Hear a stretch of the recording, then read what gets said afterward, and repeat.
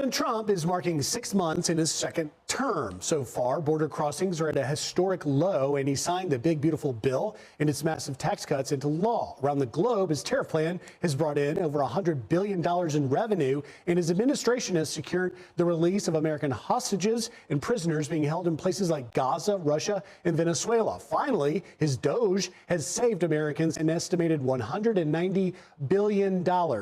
Here to discuss it, Fox News contributor Mary Catherine Ham. Mary Catherine, I mean, 6 months, even just one of those things would be notable. Yeah, I would also add the bombing of the Fordow facility in Iran. I mean, these are incredible things happening.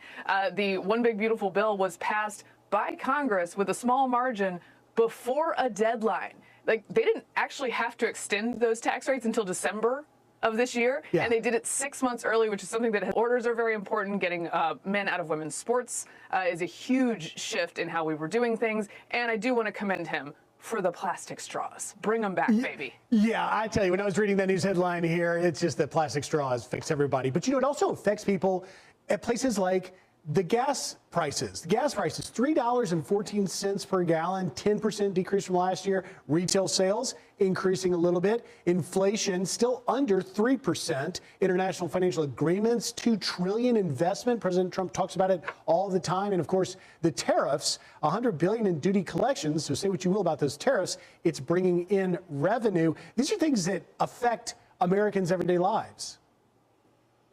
Yeah, and I think at times I've been concerned about the tariffs and will probably continue to be about uncertainty and exactly what the plan is and how that works for businesses. However, the numbers have been really quite good. Inflation has been ticking down. That's what matters to people.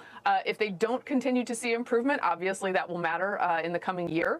But I do think that this has been a pretty good 6 months and a phenomenal 6 months when you talk about actual accomplishments he's putting on paper.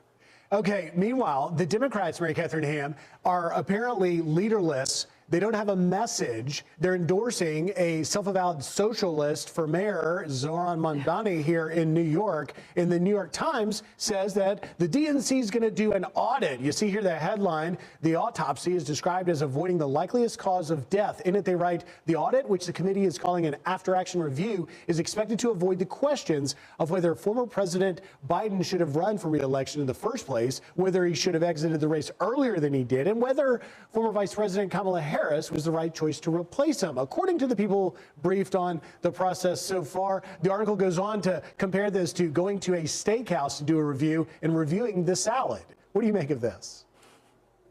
Yeah, Democrats never miss an opportunity to miss the point, and I don't think they're tackling this very well. They're sort of brushing aside the idea that the brand is in a gutter for a reason. They ran an incompetent and incapacitated executive, didn't do a primary because they didn't realize that was going to be a problem until too late, because they lied to everyone about it, even though we could all see what was going on with our own eyes. They replaced him with his vice president, who they had already picked knowing she wasn't very popular or capable. She goes out there, and now they're like, you know what was the problem?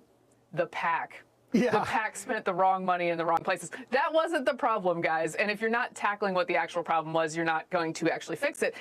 The other issue is that they felt out of touch, right? They felt out of touch maybe because they had a PAC that spent $560 million in just a couple of weeks. Hard truths I'm not sure they're ready to confront. After-action reports have like 4 parts. What was the goal? What actually happened? Why did it happen? And how will we do it differently? I'm not sure how they get to any of that with the way they're trying to dive into it now. Mary Catherine Ham, thank you very much for getting up early. Have a great rest of your weekend. Have a good one. I'm Steve Doocy. I'm Brian Kilmeade. And I'm Ainsley Earhart. And click here to subscribe to the Fox News YouTube page to catch our hottest interviews and most compelling analysis.